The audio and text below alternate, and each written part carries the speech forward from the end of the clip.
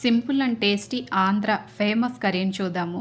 ముందుగా దీనికి గుడ్లను ఉడకబెట్టి పెట్టుకోవాలి. ఇప్పుడు స్టవ్ ఆన్ చేసి పాన్ పెట్టుకొని దాంట్లోకి 2 టేబుల్ స్పూన్ ఆయిల్, పావు టీ స్పూన్ జీలకర్రను కూడా వేసి వేగిన తర్వాత ఇప్పుడు 10-12 వరకు పచ్చిమిర్చిని కూడా వేసుకొని ఒకసారి వేయించేసుకోవాలి.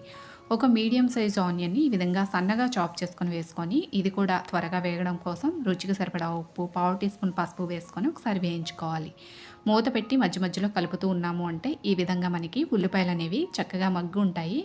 ఇప్పుడు ఇందులో మనం ముందుగా కట్ చేసుకున్న ఒక మీడియం సైజ్ టొమాటోని కూడా వేసుకొని టమాటోలో నీళ్ళన్నీ పోయి చక్కగా ఎగిరేంత వరకు వేయించుకోవాలి. ఇలా వేగిన తర్వాత మనం ముందుగా కట్ చేసి పెట్టుకున్న మునక్కాడ ముక్కలు కూడా వేసుకొని ఇంకొకసారి కలుపుకొని మధ్య మధ్యలో కలుపుకుంటూ మునక్కాడ ముక్కల్ని కంప్లీట్‌గా మగ్గనివ్వాలి. ఈ విధంగా మగ్గాయి అనుకున్న తర్వాత ఇప్పుడు ఇందులోకి అర టీ స్పూన్ కారము, అర టీ స్పూన్ గరం మసాలా, ఒక టీ స్పూన్ వరకు ధనియాల పొడిని కూడా వేసుకొని ఇంకొకసారి కలిపేసుకోవాలి. ఇప్పుడు మునక్కాడ ముక్కలు మునిగేంత వరకు నీళ్ళను పోసుకొని ముందుగా మనం ఉడకబెట్టి పెట్టుకున్న గుడ్లను కూడా ఇందులోకి వేసుకోవాలి.